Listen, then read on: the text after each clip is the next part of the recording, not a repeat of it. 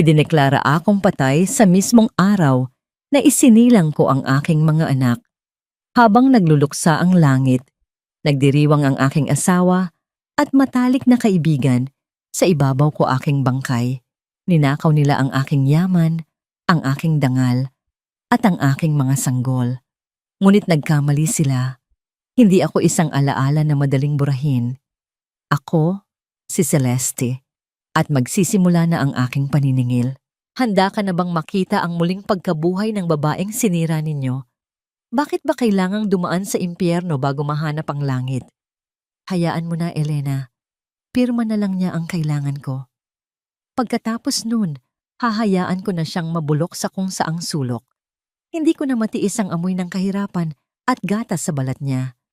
Nakakasuka na ang pagmumukha niya, lalo na ngayong para na siyang basahan pagkatapos manganak. Ang boses na yon ay kay Marco, ang asawa ko. Ang lalaking pinangakuan ko ng habambuhay sa harap ng dambana. Ang bawat salita niya ay tila bulyaw ng kamatayan sa loob ng tahimik na silid ng ospital. Ngunit ang mas nakapanlulumo ay ang kasunod na malanding halakhak ni Elena, ang itinuring kong kapatid, ang matalik kong kaibigan na siyang humahawak sa aking kamay habang ako ay nag-aagaw buhay sa sakit ng panganganak kanina. Poor Celeste, masyado kasi siyang naniwala sa forever niyo, Marco. Hindi niya alam, habang naglalaba siya ng mga madudumi mong damit at nagtitipid para pambayad sa mga utang mo, tayo ay nagpapakasasa sa mga hotel. Anyway, siguraduhin mong hindi siya makakalabas ng buhay sa ospital na ito gaya ng plano natin sa doktor. Sayang naman ang insurance policy na kinuha natin para sa kanya. Nakalubog ako sa kadiliman ng aking malay, ngunit ang aking pandinig ay naging kasing talas ng labaha. Gusto kong sumigaw. Gusto kong bumangon at saksakin sila ng katotohanan, ngunit ang aking katawan ay tila nakabaon sa semento.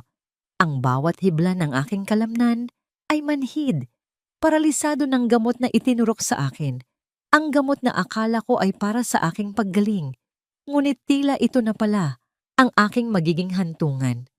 Dahan-dahan, sa kabila ng bigat ng aking mga talukap, pilit kong idinilat ang aking mga mata. Ang puting kisame ng ospital ay tila umiikot. Sa gilid ng aking kama, nakita ko ang aking mga kamay. Ang mga kamay na puno ng kalyo. Ang mga daliring magagaspang dahil sa pagtanggap ko ng labada ng ibang tao para lang may maipandagdag sa ipon namin ni Marco. Ang mga kuko na wala ni katiting na barnis dahil mas pinipili kong ibili ng bitamina para sa kambal na nasa sinapupunan ko. Sa loob ng 9 na buwan, tiniis ko ang lalahat, ang pangungutya ng biyanan ko dahil sa aking kahirapan. Ang mga paninisi ni Marco tuwing kulang ang aming pagkain ay paulit-ulit kong dinadala. Kahit ang totoo, ibinibigay ko sa kanya ang lahat ng aking kinikita at asin at kanin na lamang ang natitira para sa akin. Inakala ko na ang lahat ng sakripisyong ito ay may kapalit na ginhawa kapag isinilang ko ang aming mga anak. Ngunit ngayon, nakahiga ako sa malamig na kama, tahimik na pinakikinggan ang mga usapan na maaaring magbago sa aking kapalaran mula sa 2 taong lubos kong pinagkatiwalaan. Naramdaman ko ang mainit na luhang gumugulong mula sa gilid ng aking mga mata patungo sa aking unan. Walang boses na lumalabas sa aking lalamunan, tanging ang piping hiyaw ng aking puso na unti-unting nadudurog. Sa bawat tibok nito, tila may libu-libong karayom na tumutusok sa aking dibdib. Ang hapdi ng hiwa sa aking tiyan mula sa operasyon ay walang-wala kumpara sa hapdi ng katotohanang ang aking asawa ay mas pinahahalagahan ang perang makukuha sa aking kamatayan kaysa sa aking buhay. Look, Marco, umiiyak ang sleeping beauty mo. Pangungutya ni Elena. Naramdaman ko ang malamig niyang mga daliri na humaplos sa aking pisngi. Isang haplos na puno ng lason. Don't worry, Celeste. Aalagaan ko ang asawa mo. At ang mga anak mo? Well, baka ibenta namin sila sa mga gustong mag-ampon para naman may dagdag kaming pang-travel sa Paris. Di ba, honey? Narinig ko ang mahinang tunog ng paghalik ni Marco kay Elena sa mismong tabi ng aking kama. Ang tunog na yon ay mas masakit pa sa anumang pisikal na pahirap. Ang bawat tunog ng kanilang paglalambingan ay tila sampal sa aking pagkatao, isang paghamak sa lahat ng sakripisyong ibinigay ko. Ganito na lang ba? Ang tanong na paulit-ulit na umaalingaw-ngaw sa aking isipan. Sa dinami-dami ng bagyong sinuong ko para sa kanya, bakit ako pa ang naiwan sa ulan? Bakit ang mga kamay na nagligtas sa kanya mula sa gutom ang siya ngayong nais niyang putulin? Tinitigan ko ang maliit na rosaryong nakasabit sa gilid ng aking higaan. Isang lumang rosaryo na pamana pa ng aking ina. Sinubukan kong igalaw ang aking daliri upang abutin ito, ngunit ang aking paningin ay nagsimulang magdilim muli. Ang tunog ng monitor ng aking puso ay bumabagal. Ang bawat beep ay tila paalam ng isang buhay na binaliwala. Ngunit sa gitna ng kadilimang iyon, isang kakaibang init ang nagsimulang mag-alab sa aking kaibuturan. Hindi ito ang init ng lagnat, kundi ang init ng puot. Isang puot na kasing lalim ng karagatan at kasing bangis ng apoy. Kung ito na ang huling hininga ko, isinusumpa ko sa langit at lupa. Hindi ako mananatiling isang bangkay sa ilalim ng kanilang mga paa. Naramdaman ko ang pagpasok ng isang tao sa silid. Hindi ito ang mabigat na hakbang ni Marco o ang maingay na takong ni Elena. Ito ay isang mahinahon at otoritanyong hakbang. Nakahanda na ang lahat, Don Gabriel. Ang ambulansya sa likod ay naghihintay na.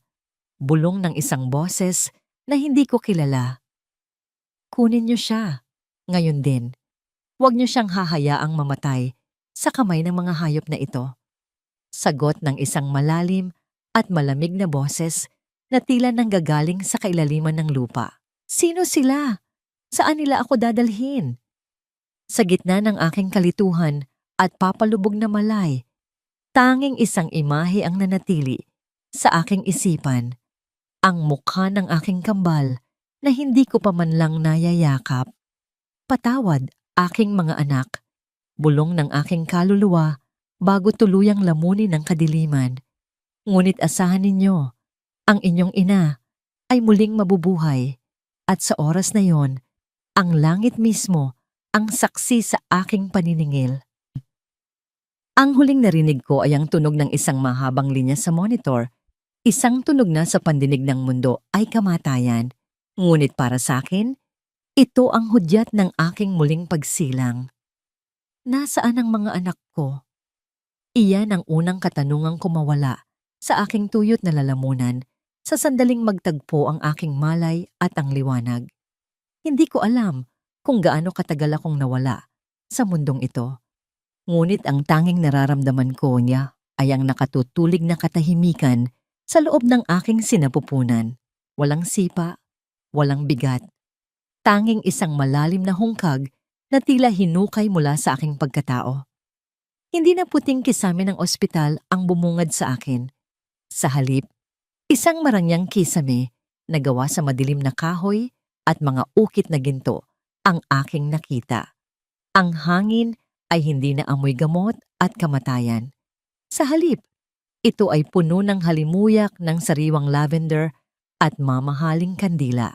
Ang bawat hibla ng telang nakapatong sa aking balat ay kasing lambot ng ulap, isang matinding kabaligtaran sa magaspang at malamig na kumot ng ospital na huli kong natandaan.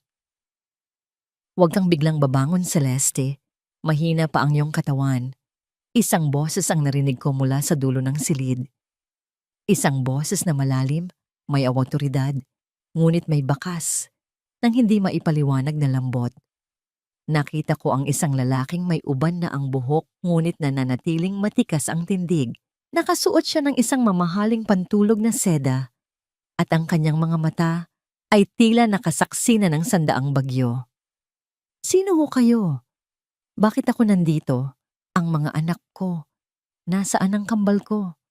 Pilit kong ibinangon ang aking katawan sa kabila ng hapdi sa aking tiyan. Ang bawat galaw ko ay tila binabagtas ng libu-libong maliliit na patalim ang aking balat. Lumalapit ang matandang lalaki at dahan-dahang naupo sa silya sa tabi ng aking kama. Ako si Don Gabriel. At huwag kang mag-alala, ligtas ka na sa impyernong binalak nilang paglibingan sa'yo. Don Gabriel? Paulit-ulit kong binigkas ang pangalan niya sa aking isipan, pilit na hinahanap sa aking alaala kung saan ko ito narinig. Ang iyong ama, si Carding, iniligtas niya ang buhay ko noong kabataan namin. Isang utang na loob na kailanman ay hindi ko nabayaran hanggang sa araw na ito. Pagpapatuloy niya habang ang kanyang mga kamay ay dahan-dahang hinahaplos ang isang lumang litrato sa kanyang bulsa. Nalaman ko ang kalagayan mo mula sa isa sa aking mga tauhan sa ospital. Huli na nang makarating ako para pigilan ang operasyon, ngunit hindi huli ang lahat para iligtas ka mula sa huling hininga. Naramdaman ko ang panunuyo ng aking puso. Si Marco, si Elena, idineklara nila akong patay. Tumango si Don Gabriel, ang kanyang panga ay nagngangalit sa galit. Sa mata ng batas at sa mata ng mundo, patay na si Celeste. Nagkaroon na ng kunwaring lamay. Isang bakanteng kabaong ang kanilang inilibing habang nagdiriwang sila sa iyong mansyon gamit ang pera ng iyong insurance. At ang mga anak mo, tumigil siya sa pagsasalita at doon ko naramdaman ang muling pagguho ng aking mundo. Ano? Anong ginagawa nila sa mga anak ko? Inabot sa akin ni Don Gabriel ang isang tablet. Sa screen, nakita ko ang isang video mula sa isang nakatagong kamera sa loob ng dati kong bahay. Doon, nakita ko si Elena, ang babaeng itinuring kong kapatid, na nakasuot ng isa sa aking paboritong bestido. Hawak niya ang isa sa aking mga sanggol, ngunit hindi sa paraang mapagmahal.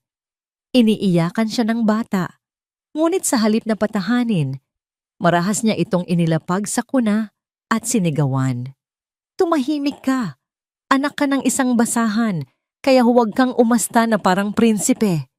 Bulyaw ni Elena sa screen. Nakita ko rin si Marco sa likuran niya, abala sa pagbibilang ng mga bundle ng pera ni hindi man lang tiningnan ang kanyang sariling dugo at laman na humihikbi sa hirap. Isang matinding sigaw ang gustong kumawala sa aking dibdib, ngunit tanging isang paos na hikbi ang lumabas. Ang bawat luhang pumatak sa aking pisngi ay tila naging asido na pumapaso sa aking kaluluwa. Ang mga anak ko, ang mga anghel na pinrotektahan ko ng 9 na buwan, sila ay nasa kamay ng mga halimaw. Gusto kong bumalik. Ngayon din, kukunin ko sila. Pilit kong tinanggal ang suwero sa aking kamay, ngunit agad akong pinigilan ni Don Gabriel. At ano ang gagawin mo, Celeste? Babalik ka doon bilang isang bangkay na muling nabuhay? Wala kang pera, wala kang kapangyarihan, at sa mata ng batas, wala ka ng karapatan sa kanila dahil patay ka na. Madiing sabi ni Don Gabriel, kung babalik ka ngayon, papatayin ka lang nilang muli. At sa pagkakataong ito, wala nang magliligtas sa'yo. Tumingin ako sa kanya. Ang aking mga mata ay puno ng desperasyon at puot. Anong dapat kong gawin? Hahayaan ko na lang ba silang saktan ng mga anak ko? Maghintay ka, magpalakas ka, at higit sa lahat, magbago ka. Mungkahin niya. Ang kanyang tinig ay tila isang hatol mula sa langit. Dito sa aking pamamahay, hindi ka na si Celeste na api. Dito, ihahanda kita para maging isang bagyong wawasak sa lahat ng kinuha nila sa'yo. Bibigyan kita ng bagong pangalan, bagong mukha, at ang kapangyarihang hindi nila kayang tapatan.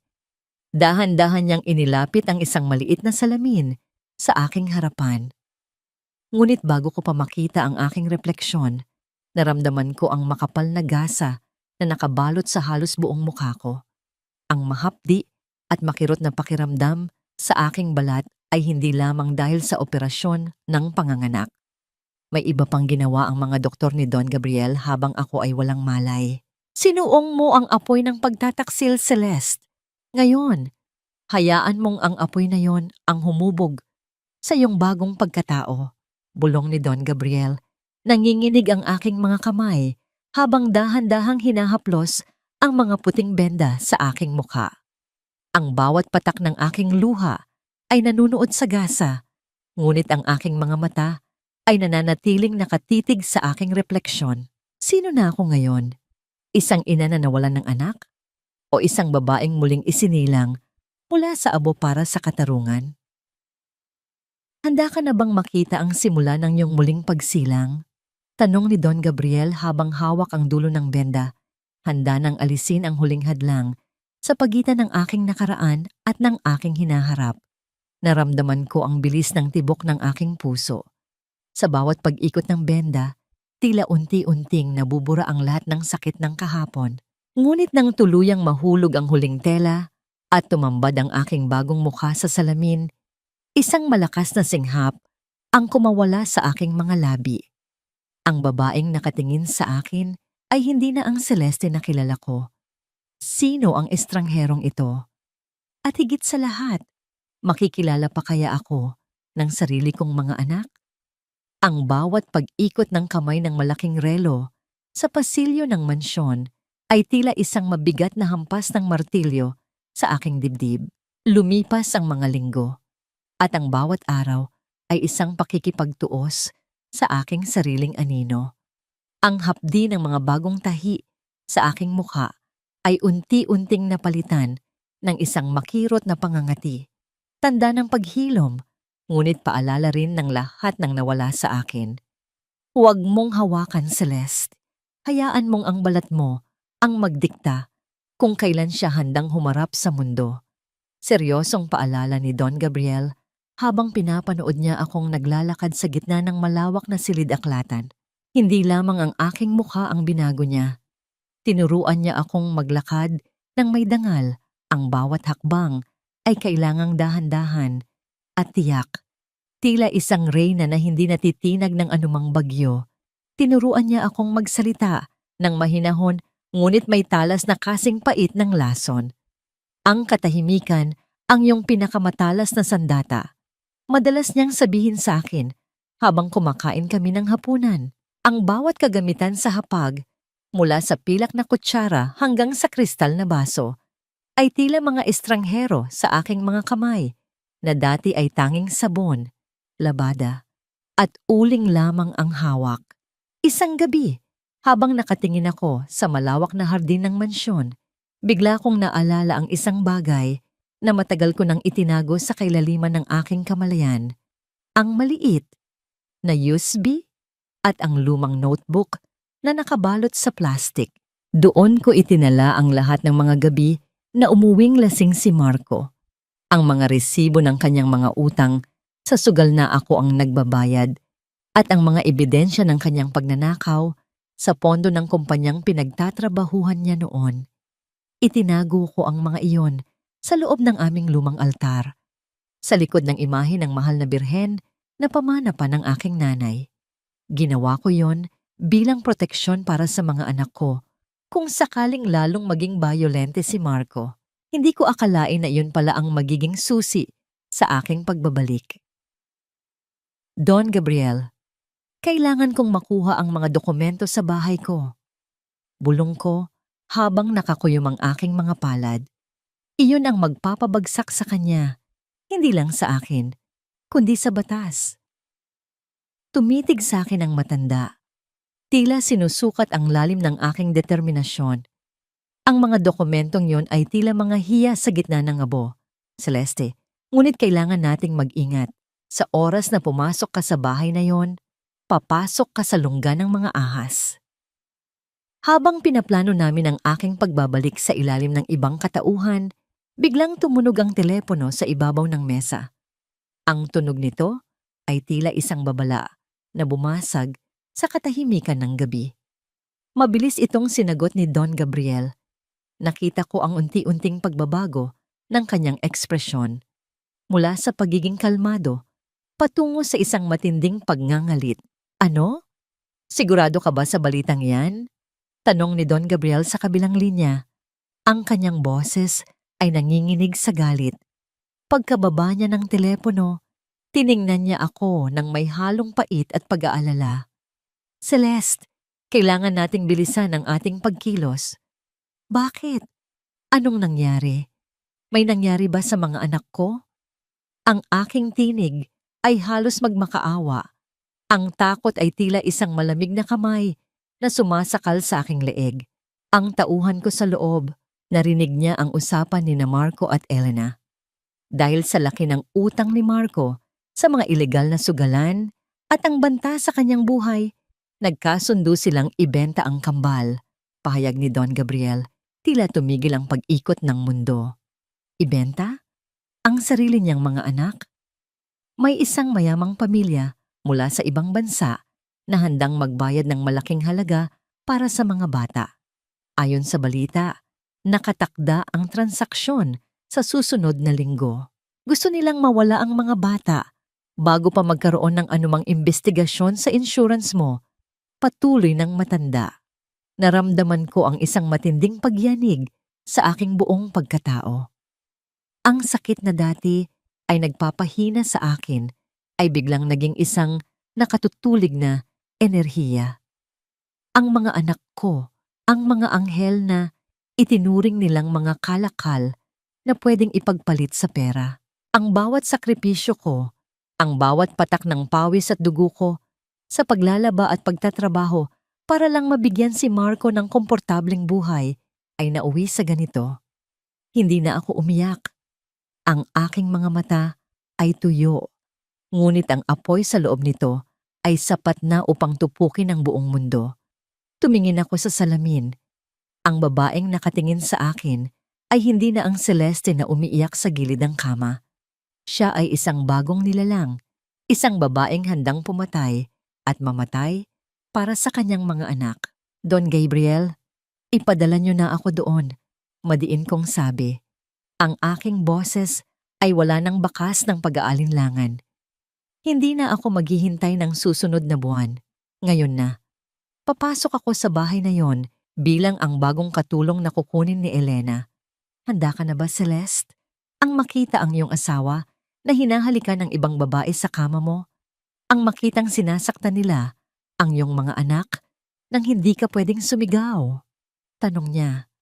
Tumingin ako sa aking mga kamay. Maayos na ang mga kuko, malambot na ang balat. Ngunit ang mga kalyo ng nakaraan ay nakabaon pa rin sa aking kaluluwa. Hindi na ako si Celeste na kanilang sinira. Sagot ko habang dahan-dahang isinusuot ang isang itim na belo. Ako na ang kanilang magiging bangungot.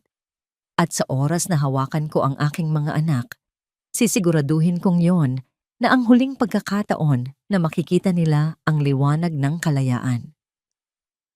Ngunit sa likod ng aking tapang, isang tanong ang pilit na bumabagabag sa akin. Paano kung sa sobrang galit ko ay hindi ko mapigilan ang aking sarili?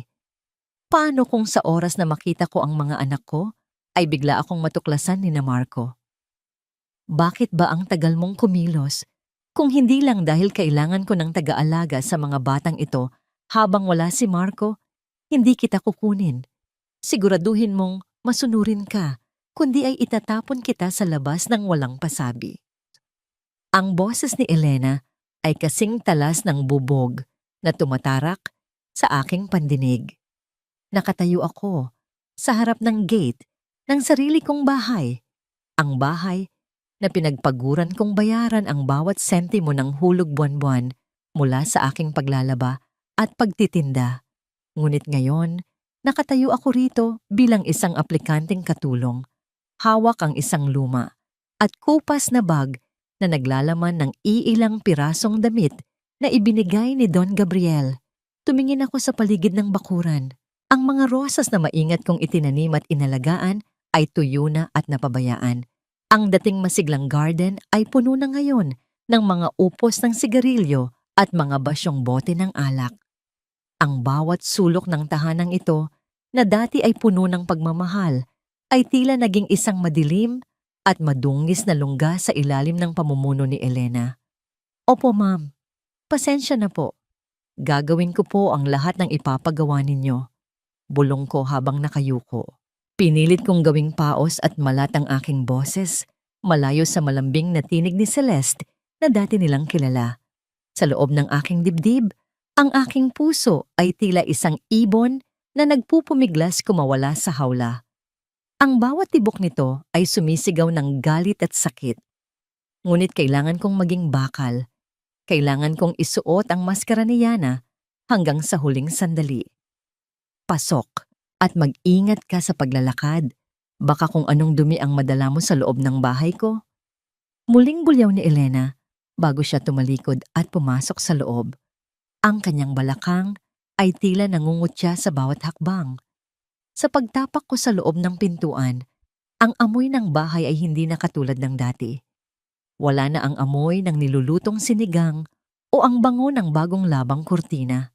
Ang tanging nalalanghap ko ay ang mabahong amoy ng alak at ang matapang na pabango ni Elena na tila sinusubukang takpan ang mabulok na sistema ng tahanang ito. Marco, honey, narito na yung bagong yaya na kinuha natin, tawag ni Elena.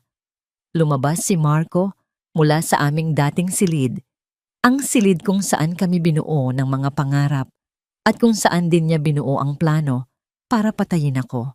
Nakasuot siya ng mamahaling polo shirt, ngunit ang kanyang mga mata ay madilim at may malalim na itim sa ilalim, tanda ng walang katapusang pagsusugal at pagpupuyat. Tumigil ang mundo ko nang magtagpo ang aming mga mata. Ramdam ko ang panlalamig ng aking mga daliri. Ang bawat hibla ng aking buhok ay tila tumatayo sa takot na baka makilala niya ako sa kabila ng pagbabago sa aking mukha. Tinitigan niya ako mula ulo hanggang paa, isang tingin na puno ng pagnanasa at pangungutya. Yana, di ba? Ayusin mo ang trabaho mo. Ayaw ko ng mga batang maingay kapag natutulog ako. Malamig na sabi ni Marco bago siya muling bumalik sa loob ng silid ni hindi man lang nagtatanong tungkol sa kalagayan ng kanyang mga anak. Nang makaalis si Marco, dinala ako ni Elena sa isang madilim at maliit na sulok, malapit sa kusina. Isang maruming kutsyon sa sahig ang itinalaga niyang tulugan ko. Ngunit hindi ko na inisip ang aking sariling komportablidad. Ang aking paningin ay nakatuon sa dalawang maliit na kuna sa dulo ng pasilyo. Dahan-dahan akong lumapit sa mga kuna. Doon, nakita ko ang aking mga anak, si Cielo at si Kaylum. Ang aking kambal. Sila ay payat, maputla, at ang kanilang mga pisngi ay tuyo mula sa mga natuyong luha. Nakasuot sila ng maruruming damit at tila matagal na hindi napapalitan ang kanilang mga lampin. Naramdaman ko ang isang matinding hapdi sa aking lalamunan. Ang bawat sakripisyo ko sa loob ng 9 na buwan, ang bawat hirap ko sa pagtatrabaho para lang magkaroon sila ng magandang buhay ay nauwi sa ganito. Ang aking mga anghel ay tila mga basahan na itinapon sa isang sulok. Mama, mahinang bulong ng isa sa kanila habang dahan-dahang idinidilat ang kanyang maliliit na mata. Nanginig ang aking buong pagkatao. Gusto ko silang buhatin, yakapin ng mahigpit, at sabihing narito na si Mama. Gusto kong isigaw sa buong mundo ang kanilang pangalan at bawiin sila mula sa impyernong ito. Ngunit kailangan kong pigilan ang aking sarili. Hinawakan ko ang dulo ng maliit na daliri ni Cielo. Ang init ng kanyang balat ay tila isang kuryenteng bumuhay sa aking natutulog na kaluluwa. Narito na ako, bulong ng aking isipan, bagamat walang tunog na lumalabas sa aking mga labi. Hinding-hindi ko na kayo iiwan muli. Ngunit sa gitna ng aking tahimik na panunumpa, naramdaman ko ang isang marahas na hila sa aking buhok mula sa likuran. Anong ginagawa mo? Sinabi ko bang lapitan mo sila agad? Maglinis ka muna ng banyo. Ngayon din. Sigaw ni Elena habang itinutulak ako patungo sa lababo. Nadapa ako sa sahig.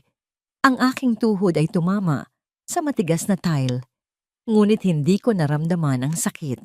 Ang tanging nararamdaman ko ay ang nag-aalab na puot sa aking dibdib habang nakatingin ako sa mapanuyang mukha ni Elena. Paano nagagawa ng isang tao ang ganitong kalupitan? Paano naging ganito kadilim ang puso ng babaeng tinawag kong kaibigan? Ganito na ba talaga? Ang tanong na muling bumalik sa aking isipan habang hawak ko ang maduming basahan. Isang buhay na punong-puno ng pagpapakasakit At ngayon, maging ang pag-aaruga sa sarili kong mga anak ay kailangan kong nakawin sa ilalim ng anino ng aking kaaway. Habang naglilinis ako sa ilalim ng mga mata ni Elena, napansin ko ang isang bagay sa kanyang leeg. Isang gintong kwintas. Iyon ang kwindi na ibinigay sa akin ng aking ama bago siya mamatay. Isang hiyas na pinag-ipunan niya ng buong buhay niya. Ngayon, suot-suot na ito ng babaeng nagnakaw ng aking buhay. Napansin ni Elena ang aking titig. Lumapit siya sa akin at hinawakan ng kwintas ng may pagmamalaki. Maganda, di ba?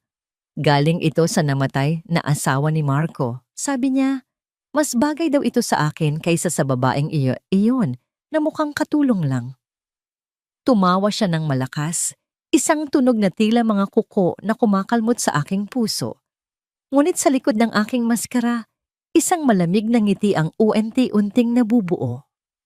Sige Elena, lasapin mo ang bawat sandali ng iyong tagumpay. Sutin mo ang aking alahas, tirhan mo ang aking bahay, at angkinin mo ang aking asawa. Dahil hindi mo alam, ang bawat bagay na kinuha mo sa akin ay magsisilbing tali na hihila sa iyo pababa sa impyernong iyong nilikha. Ngunit bago pa ako makatayo, mula sa pagkakaluhod, narinig ko ang boses ni Marco mula sa sala. May kausap siya sa telepono at ang kanyang boses ay puno ng kaba. Oo, bukas na bukas din. Darating ang mga mamimili. Siguraduhin mong handa ang mga bata. Ayaw ko ng anumang aberya. Kapag nakuha na ang pera, aalis na kami ng bansa. Nanlamig ang aking buong katawan. Bukas? Ang transaksyon ay magaganap na bukas? Tumingin ako sa paligid, naghahanap ng anumang paraan. Hindi ako pwedeng magkamali. Isang maling galaw at mawawala sa akin ang aking mga anak habang buhay. Tem, ang iyak ng isang gutom na sanggol ay tila isang punyal na humahati sa katahimikan ng gabi. Bawat hagulhol ay tumatagos sa aking dibdib at humihiwa sa aking kaluluwa. Nakatayo ako sa madilim na sulok ng kusina, yakap ang aking sariling katawan habang pinapanood si Elena na prenteng nakaupo sa sala, abala sa pagpipinta ng kanyang mga kuko habang humihigop ng mamahaling alak. Yana, ano ba? Bingi ka ba? Patahimikin mo ang mga batang yan. Nakakasira ng momentum ng pagre-relax ko. Sigaw ni Elena nang hindi man lang inaalis ang tingin sa kanyang mga kamay. Ma'am, gutom na po yata sila. Wala na po tayong natitirang gatas sa kabinet. Mahinahon kong sagot, bagamat ang totoo ay nanginginig na ang aking mga kalamnan sa pagnanais na sakalin ang babaeng ito. E di bigyan mo ng tubig, o kaya ay patulugin mo sa pamamagitan ng pag-ugoy. Huwag mo akong bisitin sa gatas, malaki ang gastos namin ni Marco para sa lakad namin bukas, kaya magtiis sila. Lumingon siya sa akin. Ang kanyang mga mata ay puno ng puot at kawalan ng pakialam. Dahan-dahan akong lumapit sa mga kuna. Sa bawat hakbang ko, tila bumabalik sa aking gunita ang mga gabi noong ako pa ang reyna ng tahanang ito. Noong bawat patak ng luha ng aking mga anak ay agad kong pinapawi ng aking mga halik. Ngayon, kailangan kong humingi ng pahintulot para lamang lapitan ang sarili kong dugo at laman. Kinuha ko si Calum mula sa kuna. Ang kanyang katawan ay tila naging kasinggaan ng tuyong dahon. Sa gitna ng dilim, naramdaman ko ang kanyang maliliit na kamay na pilit na humahawak sa aking damit. Tila naghahanap ng pamilyar na init na matagal na niyang hindi nararamdaman. Shh! Narito na si Mama. Bulong ko sa kanyang tainga. Isang bulong na hindi dapat marinig ng sinuman kundi ng langit. Kumuha ako ng isang maliit na lalagyan ng gatas na lihim kong binili gamit ang huling pera na ibinigay ni Don Gabriel bago ako pumasok dito. Lihim ko itong itinago sa ilalim ng aking maruming apron. Habang dahan-dahang dumedede si Calum, nakita ko ang kanyang mga mata na unti-unting kumalma. Tumingala siya sa akin at sa kabila ng kadiliman, nakita ko ang isang kislap ng pagkilala. Isang sandali na tila tumigil ang mundo at kaming dalawa lamang ang naroroon. Ang munting tagumpay sa gitna ng aking pagkakaalipin. Ang kanyang maliit na ngiti habang hawak ang aking daliri ay sapat na upang burahin ang lahat ng pagod at hapis na dinanas ko sa kamay ni na Marco. Ngunit ang katahimikang iyon ay muling bumasag nang pumasok si Marco sa sala. Amoy alak siya at tila lalong naging agresibo ang kanyang bawat galaw. Handa na ba ang lahat, Elena? Tumawag na ang contact ko. Darating sila mamayang hating gabi, hindi na bukas ng umaga. Binago nila ang oras para iwas huli. Sabi ni Marco habang hinahagis ang kanyang jacket sa sofa. Hating gabi, nanigas ang aking buong pagkatao. Ang oras na akala ko ay mayroon pa ako ay biglang naglaho. Mayroon na lamang akong 3 oras bago nila tuluyang ilayo ang aking mga anak. Mabuti naman. At itong bagong katulong, siguraduhin mong hindi siya makikialam. Mukhang masyadong attached sa mga bata.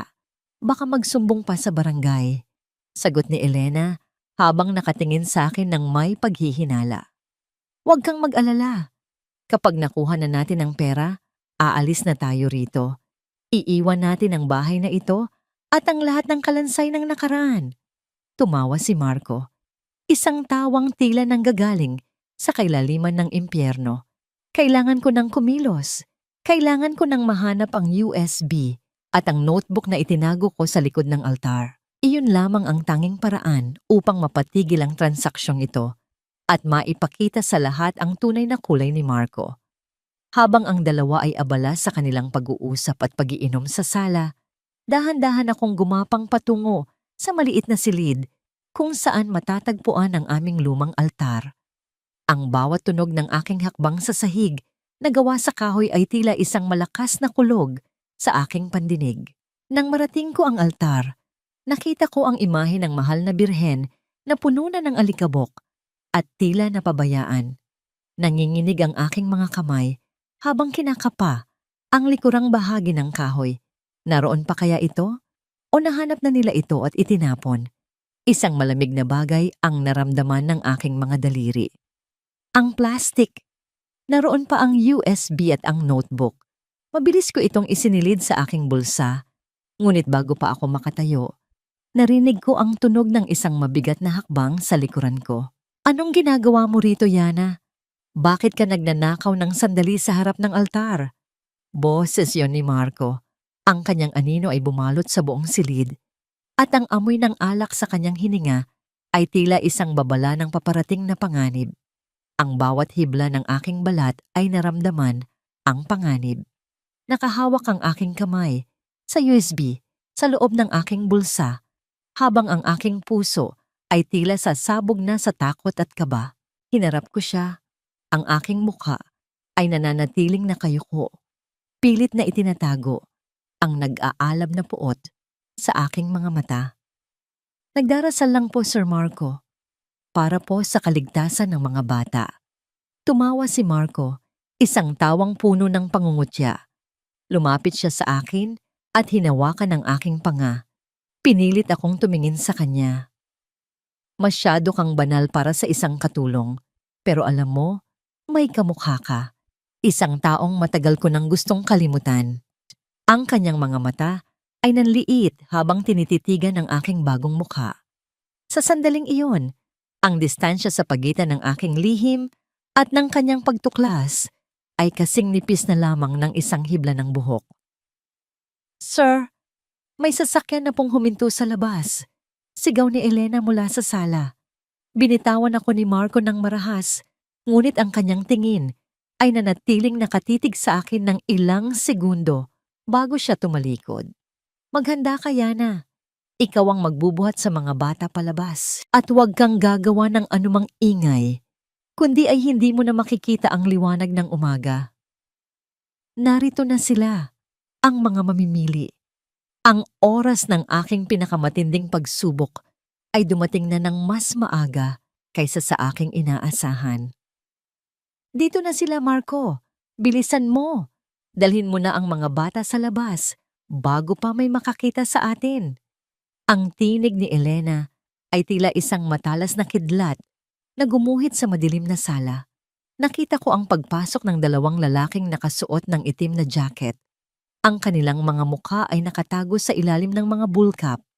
Ang hangin sa loob ng bahay ay biglang bumigat, na puno ng amoy ng usok ng sigarilyo at ang malansang amoy ng takot, na tanging ako lamang ang nakakaramdam. Yan na, Hana. Ano pang hinihintay mo? Kunin mo na ang kambal at dalhin mo sa sasakyan. Ngayon na.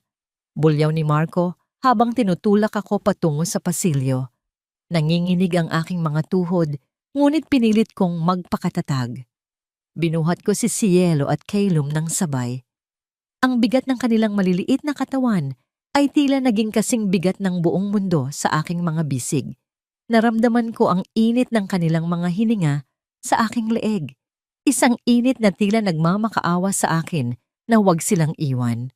Sa sandaling iyon, ang aking puso ay tila isang basong kristal na unti-unting dinudurog ng isang higante. Ito na ba ang katapusan? Ang maging kargador ng sarili kong mga anak patungo sa kanilang kapahamakan? Habang naglalakad ako palabas, dahan-dahan kong isiningit ang USB at ang notebook sa loob ng makapal na kumot ni Calum. Ito na lamang ang tanging paraan. Kung sakaling hindi ako magtagumpay na itigil ang pag-alis nila, ang ebidensyang ito ang magsisilbing gabay para mahanap sila ng sino mang may mabuting loob. Isang desperadong hakbang, isang panalangin nakatago sa bawat tupi ng tela. Siguraduhin ninyo ang bayad. Ayaw ko ng anumang barya-barya lang, sabi ni Marco sa mga lalaki habang binubuksan ng pinto ng sasakyang itim na nakaparada sa labas ng aming gate. Ang tunog ng pagbukas ng trunk ng sasakyan ay tila isang kabaong na naghihintay na lamunin ang aking kinabukasan. Ang bawat hakbang ko sa damuhan ay tila paglalakad sa ibabaw ng nagbabagang uling. Napatingin ako sa paligid, umaasa na makakakita ako ng isang anino ni Don Gabriel o ng kanyang mga tauhan, ngunit tanging ang kadiliman ng gabi at ang malamig na simoy ng hangin ang sumasagot sa akin. Akin na ang mga bata, sabi ng isang lalaking may paos na boses habang inaabot ang kanyang mga kamay sa akin. Sandali lang po, sabi ko sa aking paos na boses ni Yana. Kailangan ko lang pong ayusin ang kanilang mga kumot, baka po sila sipunin sa biyahe. Wala kaming oras sa drama mo, katulong. Ibigay mo na yan, sigaw ni Elena, habang pilit na kinukuha si Cielo mula sa aking bisig. Sa sandaling iyon, nagtagpo ang aming mga mata ni Elena. Sa ilalim ng malabo na ilaw ng poste sa kalsada, nakita ko ang isang bagay na hindi ko napansin noon. Isang kislap ng takot sa kanyang mga mata. Hindi siya kampante. Alam niyang mali ang ginagawa niya. Ngunit ang sakim niyang puso ay mas matimbang kaysa sa kanyang konsensya. Isang malakas na ugong ng makina ang biglang bumasag sa katahimikan ng kalsada. Isang mamahaling sasakyan ang biglang huminto sa tapat ng aming gate, humaharang sa daan ng sasakyan ng mga mamimili. Ang nakakasilaw na liwanag mula sa headlights nito ay tila isang hatol mula sa langit na tumatama sa mukha ni Marco at Elena. Bumukas ang pinto ng sasakyan at lumabas ang isang lalaking naka-Amerikana. Hindi si Don Gabriel. Ito ay isang mas batang lalaki, matikas ang tindig at may mukhang kasing talas ng agila. Magandang gabi, Mr. Marco. Tila may transaksyong nagaganap dito na hindi ayon sa ating pinag-usapan, sabi ng lalaki sa isang malamig at kalkuladong tinig. Nanigas si Marco sa kanyang kinatatayuan. Attorney Valdez, anong ginagawa niyo rito? Akala ko ay bukas pa ang ating pagkikita tungkol sa lupa ni Celeste. Hindi na makakahintay ang bukas, Marco. Lalo na't may mga report kaming natanggap tungkol sa ilegal na paglilipat ng mga menor de edad. Sagot ng abogado habang dahan-dahang lumalapit sa amin. Naramdaman ko ang isang matinding kaba at pag-asa. Sino ang abogadong ito? Ipinadala ba siya ni Don Gabriel? O isa rin ba siyang kaaway na nagnanais makihati sa huli naming yaman? Habang ang lahat ay abala sa pakikipagtalo sa abogado, naramdaman ko ang isang marahas na hila sa aking braso. Si Elena. Ang kanyang mga kuko ay bumaon sa aking balat, isang hapdi na tila sinusubukang markahan ang aking katawan. Yana, dalhin mo na ang mga bata sa loob. Ngayon din, huwag kang lalabas hanggat hindi ko sinasabi. Pulong ni Elena, ang kanyang boses ay nanginginig sa takot at galit. Mabilis akong tumalikod at pumasok sa loob ng bahay, yakap ang aking mga anak. Ngunit sa pagpasok ko sa sala, nakita ko ang isang bagay na nagpahinto sa aking paghinga. Ang pintuan ng aming lumang altar ay nakabukas at ang mga gamit ko na itinago ko doon ay nakakalat sa sahig. Nahanap nila. Nahanap ni Elena ang notebook bago ko pa ito makuha lahat.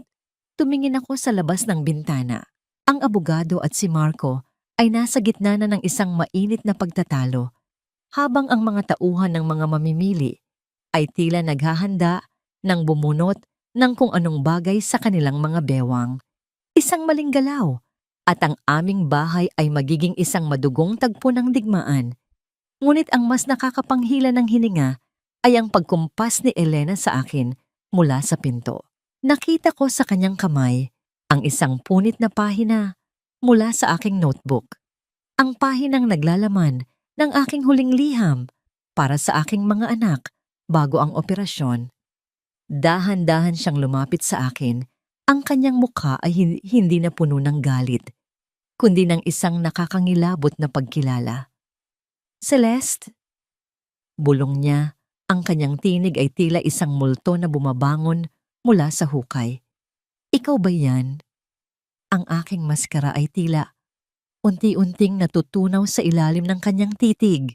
Sa sandaling iyon, ang katahimikan sa loob ng bahay ay mas nakakatakot kaysa sa ingay ng gulo sa labas. Patay ka na, di ba? Bakit ang mga mata mo? Bakit tila binubuhay mo ang lahat ng galit ni Celeste sa harap ko? Ang bulong na yon ni Elena ay tila isang malansang hangin na dumampi sa aking balat, nagdulot ng kilabot na mas matindi pa sa lamig ng gabi. Nakatitig siya sa akin. Ang kamay niya ay nanginginig habang hawak ang punit na pahina ng aking notebook. Ang bawat letra doon ay isinulat ko sa gitna ng iyak at puyat. Mga salitang para sana sa aking mga anak. Ngunit ngayon ay naging ebidensya ng aking pagbabalik mula sa kabilang buhay. Nanatili akong nakatayo. Yakap-yakap ang kambal na tila sila ang aking tanging kalasag. Ang aking puso ay tila isang tambol na nagwawala sa loob ng aking dibdib. Bawat tibok ay sumisigaw ng panganib. Ngunit sa kabila ng takot, unt-unting gumapang ang isang malamig na kapangyarihan sa aking mga ugat.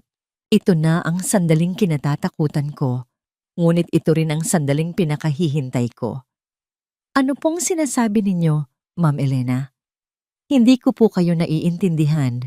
Pilit kong pinalabas ang aking paos at nanginginig na tinig ni Yana. Natatakot po ako. Sino po si Celeste? Isang marahas na hakbang ang ginawa ni Elena patungo sa akin. Ang amoy ng kanyang matapang na pabango ay tila sumasakal sa aking hininga. Bigla niyang hinawakan ang aking panga. Ang kanyang mga kuko ay bumaon sa aking balat. Pilit na iniaangat ang aking mukha upang masipat ang bawat anggulo sa ilalim ng dilim. Huwag mo akong lokohin! Ang paraan ng pagyakap mo sa mga batang ito. Ang paraan ng pagtitig mo sa akin na tila gusto mo akong lamunin ng buhay. Pamilyar ang lahat ng ito. Singhal niya. Ang boses ay puno ng paranoia at pagkamuhi. Kung sino ka man, sisiguraduhin kong hindi ka na makakalabas ng buhay sa bahay na ito. Sa labas, ang ingay ng pagtatalo ni Marco at Attorney Valdez ay lalong tumitindi. Narinig ko ang pagbagsak ng kung anong mabigat na bagay sa damuhan, sinundan ng malakas na pagmumura ni Marco. Ang mga tauhan ng mga mamimili ay tila nagpasiya ng umalis dahil sa gulo. Ang tunog ng humaharurot na sasakyan ay nag-iwan ng isang nakabibinging katahimikan sa paligid. Biglang bumukas ang pinto at pumasok si Marco, pawisan at namumutla ang muka. Ang kanyang mga mata ay tila naghahanap ng kung anong masasandalan sa gitna ng kanyang pagkagapi. Nakaalis na sila, Elena. Nawala ang pera. Dahil sa abogadong yon, nawala ang lahat. Sigaw ni Marco habang sinasabunutan ng sarili. At ang masama pa, may hawak siyang mga dokumento na nagsasabing hindi pa tapos ang investigasyon sa pagkamatay ni Celeste. Papatayin ako ng mga pinagkakautangan ko kapag wala akong naibayad ngayong gabi. Tumingin si Elena kay Marco, pagkatapos ay muling lumingon sa akin na may mapanuring mga mata. Marco, tingnan mo ang katulong na ito. May kakaiba sa kanya. Nakita ko ang sulat ni Celeste sa gamit niya. Lumapit si Marco sa akin. Ang kanyang hininga na amoy alak ay tila isang laso na dumapo sa aking muka. Tinitigan niya ako. Ang kanyang mga mata ay naniningkit sa pagtataka.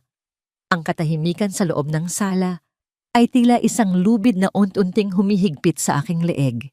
Sa sandaling iyon, ang tanging naririnig ko ay ang mahinang hininga ng aking mga anak sa aking bisig. Ang mga anghel na halos naibenta na ng sarili nilang ama. Sa halip na manginig o umiyak, dahan-dahan kong inangat ang aking ulo. Tumingin ako diretso sa mga mata ni Marco. Isang tingin na puno ng sumbat at paniningil. Isang tingin na walang takot. Nakita ko ang bahagyang pag-atras ni Marco. Ang kanyang mga mata ay nagpakita ng isang kislap ng takot na tila nakakita siya ng isang multo sa gitna ng gabi. "Sir Marco?" Sabi ko sa isang boses na hindi na nanginginig, bagkus ay puno ng isang nakapangingilabot na kalmado. "Ang mga bata po ay nagugutom na. Kung gusto ninyong makaligtas sa gulo sa labas, baka mas mabuting ayusin muna ninyo ang inyong mga sarili bago dumating ang mga awtoridad." "Sino ka ba talaga?" Bulong ni Marco. Ang kanyang boses ay tila isang batang nawawala. Ngunit bago pa siya makasagot, isang malakas na katok ang bumasag sa pintuan. Hindi ito ang katok ng isang kaibigan. Ito ay ang mabigat at otoritanyong katok na tila nagmumula sa katarungan mismo. "Buksan ang pinto. Ito ang kapulisan. May warrant kami para sa paghahanap sa loob ng bahay na ito base sa report ng ilegal na gawain." Nataranta sina Marco at Elena. Ang kanilang pagmamayabang ay biglang napalitan ng isang desperadong takot. Sa gitna ng kaguluhan, mabilis na hinila ni Elena ang aking braso. Pilit na kinukuha ang mga bata sa akin. "Ibigay mo sa akin ang mga bata. Gagamitin natin silang panangga." Tili ni Elena. Naramdaman ko ang isang matinding apoy na sumiklab sa aking dibdib. Sa pagkakataong ito, hindi na ako mananahimik. Itinulak ko si Elena ng buong lakas dahilan upang mapaupo siya sa sahig. Ang kanyang mamahaling bestido ay tila naging isang maruming basahan sa aking paningin. "Huwag mong hahawakan ang mga anak ko." Madiin kong sabi, ang aking tunay na boses, ang boses ni Celeste, ay muling umalingaw-ngaw sa loob ng tahanang iyon. Nanlaki ang mga mata ni Marco. Ang kanyang mga labi ay nanginginig sa pagbigkas ng aking pangalan.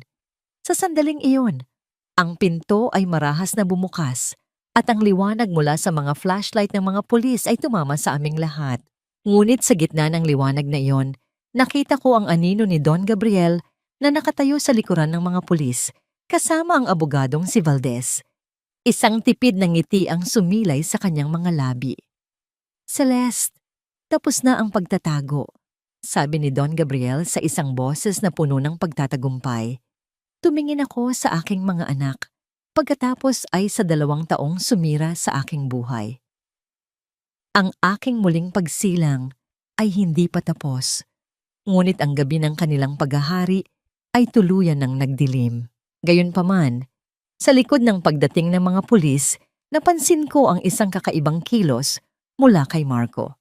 May dinukot siya mula sa kanyang likuran, isang bagay na kumikislap sa ilalim ng ilaw. Isang baril. "Walang aalis dito. Kung babagsak ako, isasama ko kayong lahat." Sigaw ni Marco habang itinutok ang baril sa aming direksyon. Ibaba mo ang baril na yan, Marco. Wala ka na ring matatakasan. Napaliligiran ka na ng hustisya. Ang boses ni Don Gabriel ay umalingaw-ngaw sa buong sala.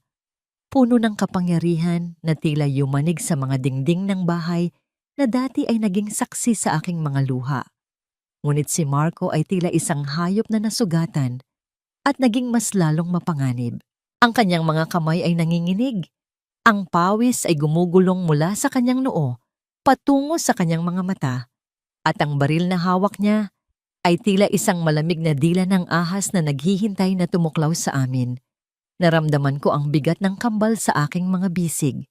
Ang kanilang maliliit na katawan ay tila naging kasing lambot ng bulak sa gitna ng matitigas na bakal na nakapaligid sa amin. Sa bawat tibok ng aking puso, tila may isang munting tinig na nagdarasal, hindi para sa aking buhay, kundi para sa kaligtasan ng mga anghel na ito. Ito ba ang halaga ng lahat ng aking sakripisyo? Ang mamatay sa kamay ng lalaking binigyan ko ng lahat ng aking pag-ibig sa harap ng mga anak na halos na ibenta na niya? Huwag kang lalapit, matandang Gabriel. Isang hakbang pa at sisiguraduhin kong hindi na makikita ng katulong na ito at ng mga batang ito ang liwanag ng bukas. Sigaw ni Marco, ang kanyang boses ay puno ng desperasyon at pait. Kasalanan mo ito, Celeste. Kung hindi ka naging masyadong perpekto, kung hindi mo ako ginawang mukhang inutil sa sarili nating bahay dahil sa galing mong magtipid at magtrabaho, hindi sana tayo umabot sa ganito. Ang bawat salita niya ay tila isang lason na dahan-dahang pumapatay sa natitira pang respeto ko sa kanya. Naramdaman ko ang isang matinding hapdi sa aking dibdib, hindi mula sa baril, kundi mula sa katotohanang hanggang sa huling sandali. Ako pa rin ang sinisisi niya sa kanyang sariling kadiliman. Sa isang sulok, nakita ko si Elena. Nakaluhod siya sa sahig. Ang kanyang mukha ay puno ng luha at takot. Ngunit hindi ito takot para sa akin o sa mga bata. Ito ay takot para sa kanyang sariling balat. Marco, please! Bitawan mo na yan. Huwag mo kaming idamay sa kabaliwan mo, Attorney. Valdez, sabihin niyo sa kanila. Wala akong kinalaman sa plano ni Marco na ibenta ang mga bata. Siya lang ang may gusto noon. Tili ni Elena, ang kanyang boses ay tila isang matalas na kuko na kumakalmot sa katahimikan. Tumingin ako kay Elena. Ang babaeng nagnakaw ng aking kwintas, nagnakaw ng aking asawa, at nagtangkang magnakaw ng kinabukasan ng aking mga anak, ay heto ngayon.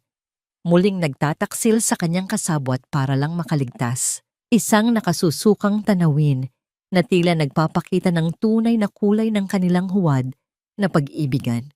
Sa gitna ng tutok ng baril, dahan-dahan kong ibinaba ang aking mga mata sa kambal.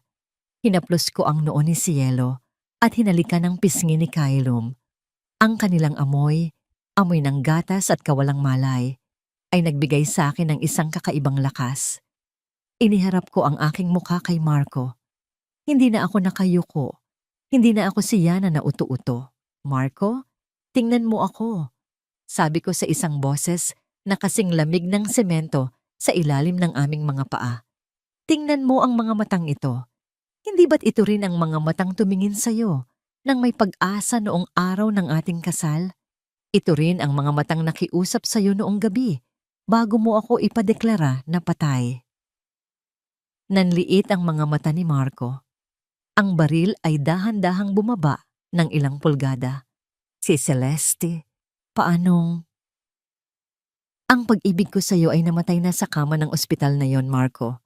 Ngunit ang pag-ibig ko sa mga anak ko ay mas matindi pa sa anumang bala na hawak mo. Pagpapatuloy ko, ang bawat salita ay tila isang hakbang patungo sa kanyang katinuan.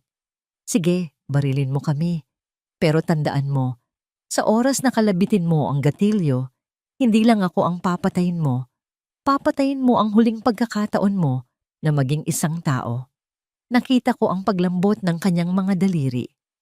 Ang bawat hibla ng kanyang pagkatao ay tila nakikipaglaban sa sarili niyang konsensya. Ngunit sa likod ng lahat ng ito, Narinig ko ang isang mabilis na pagkilos mula sa gilid. Si Elena. Sa kanyang desperasyon na makatakas, bigla niyang sinunggaban ang bag na naglalaman ng mga alahas at pera ni Marco. Sa gulat ni Marco, muli niyang itinaas ang baril at itinutok ito kay Elena. "Magnanakaw ka rin! Pati ikaw! Tatalikuran mo ako?" Sigaw ni Marco. Isang malakas na tunog ng pagputok ang bumasag sa gabi. Hindi ito nanggaling sa baril ni Marco. Ito ay ang tunog ng pintong marahas na sinipa ng mga tauhan ni Don Gabriel mula sa kabilang bahagi ng bahay upang makuha ang atensyon ni Marco. Sa gitna ng kaguluhan, mabilis na kumilos si Attorney Valdez at ang mga pulis. Narinig ko ang kalansing ng mga bakal na tumatama sa sahig, ang tunog ng mga mabibigat na hakbang, at ang sigaw ng mga taong nagtatangkang kontrolin ang sitwasyon. Naramdaman ko ang isang malakas na hila sa aking balikat. "Celeste, takbo! Dalhin mo ang mga bata sa labas!" Boses iyon ni Don Gabriel.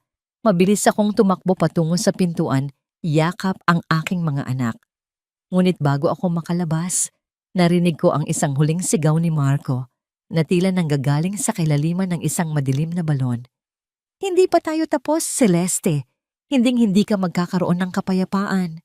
Paglabas ko sa bakuran, ang sariwang hangin ng gabi ay dumampi sa aking mukha. Ngunit ang aking tuhod ay biglang nanghina. Napaluhod ako sa damuhan, yakap ang kambal na nagsimula nang umiyak ng malakas.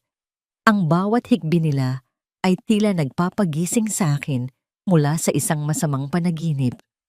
Ligtas na ba kami?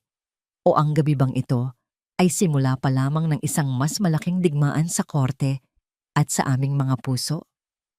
Tumingala ako at nakita ko ang abogadong si Valdez na lumalapit sa akin.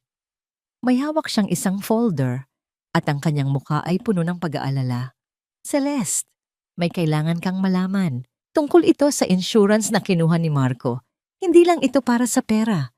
May nakapaloob na kondisyon doon na maaaring magpabalik sa iyo sa impyerno kung hindi tayo kikilos ngayon din." Ang batas ay bulag sa luha ng isang ina, Celeste. Sa mga dokumentong ito, hindi ka biktima. Ikaw ay lumalabas na isang kasabwat sa pandaraya sa insurance. Ang tinig ni Attorney Valdez ay tila isang malamig na agos ng tubig na bumuhos sa aking nag-aapoy na pag-asa.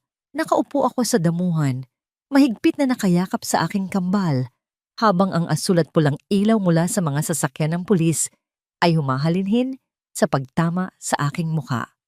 Sa aking paligid, ang mga bulaklak na aking itinanim ay tila mga saksi sa aking muling pagkagapi. Hinawakan ko ng mas mahigpit si Cielo at Calum. Ang bango ng kanilang buhok ay humahalo sa amoy ng tuyong damo at usok. Katatapos ko lang silang mabawi mula sa mga kamay ng kamatayan, ngunit heto ang mundo. Muling sinusubukang agawin sila sa akin gamit ang mga papel at tinta. Naramdaman ko ang panginginig ng aking mga daliri habang hinahaplos ang malambot na pisngi ni Calum. Ang bawat haplos ko ay tila isang pamamaalam na ayaw kong bigkasin. Ang kalyo sa aking mga kamay, ang mga marka ng aking pagpapakasakit bilang isang labandera para lang mabuhay ang pamilyang ito, ay tila mga hiyas na walang halaga sa harap ng batas. Sa loob ng aking dibdib, ang bawat pintig ng aking puso ay tila isang mabigat na hakbang patungo sa isang madilim na selda. Paano nila magagawa ito? Bulong ko sa hangin.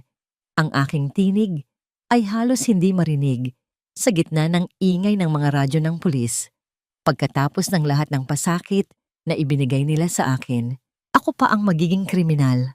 Lumingon ako sa likuran at nakita ko si Elena na isinasakay sa loob ng sasakyan ng pulis. Kahit na nakapuso ang kanyang mga kamay, ang kanyang mga mata ay nananatiling kasing talim ng labaha. "Tingnan niyo ang babaeng iyan," sigaw ni Elena sa mga pulis habang itinuturo ako ng kanyang nangangatal na daliri. Siya ang utak ng lahat. Nagkunwari siyang patay para makuha ang pera ng insurance at lumayas kasama ang matandang yan. Kami ang biktima rito. Ginamit niya kami ni Marco. Ang bawat salita niya ay tila isang talsik ng putik sa aking dangal. Nakita ko ang pag-aalinlangan sa mga mata ng ilang pulis na nakatingin sa akin. Ang aking bagong mukha, ang mukhang ibinigay sa akin ni Don Gabriel, ay tila naging ebidensya laban sa akin. Sa mundong ito, ang kagandahan at ang pagbabago ay madalas na napagkakamalang panlilinlang. Tumingala si Cielo sa akin at hinawakan ang aking ilong gamit ang kanyang maliit na daliri. Ngumiti siya, isang ngangiting walang muwang sa gitna ng nagngangalit na bagyo ng kawalan ng katarungan. Ang init ng kanyang munting palad sa aking balat ay tila isang kumpas ng langit na nagsasabing hindi ako dapat sumuko. Dahan-dahan akong tumayo, bitbit ang aking mga anak at hinarap si Attorney Valdez ng may panibagong lakas. Attorney Valdez, kung kailangang mabilanggo ako para lang mapatunayan na ako ang tunay na ina ng mga batang ito, gagawin ko. Ngunit hinding-hindi ko hahayaan na muling madikitan ng maruruming kamay ni na Marco at Elena ang aking mga anak. Celeste, kailangan nating mag-ingat. Madiing paalala ni Don Gabriel habang lumalapit siya sa amin. May koneksyon si Marco sa loob ng kumpanya ng insurance. Ang pirma mo sa mga dokumentong ipinakita nila, ito ay tila isang perpektong panggagaya sa sulat kamay mo. Naramdaman ko ang isang matinding lamig na gumapang sa aking likuran. Ang bawat detalye ng planong ito ay tila matagal nang inihanda ni Marco, hindi lang para patayin ako, kundi para ibaon ako sa ilalim ng kahihiyan kung sakaling mabuhay man ako. Sa sandaling iyon, narinig ko ang isang malakas na hiyaw mula sa loob ng aming bahay. Isang tunog ng basag na kristal, sinundan ng isang nakakikilabot na katahimikan. Mabilis na tumakbo ang mga pulis pabalik sa loob. Pagkaraan ng ilang minuto, lumabas ang isa sa kanila na may dalang isang lumang kahon. Ang kahon na nakita ko kay Marco kanina. Don Gabriel, may nakita kaming sulat sa loob, sabi ng pulis. Galing ito kay Marco. Ayon dito, napilitan lamang daw siya sa lahat ng nangyari at ang Yana na nakikita ninyo ngayon ay hindi ang tunay na Celeste. Nanigas ang aking buong pagkatao. Para bang huminto ang oras habang unti-unting bumibigat ang hangin sa paligid ko. Ramdam ko ang pagdating ng isa na namang lihim na matagal nang itinatago. Si Marco. Hanggang sa huling sandali, ginamit niya ang kanyang sariling buhay bilang isang huling sandata para sirain ako. Nasaan si Marco? Tanong ni Attorney Valdez. Tumalon siya sa bintana sa likod bago pa namin siya maabot. Sagot ng pulis. Hindi namin alam kung buhay pa siya sa ilalim ng bangin. Tumingin ako sa madilim na abot-tanaw.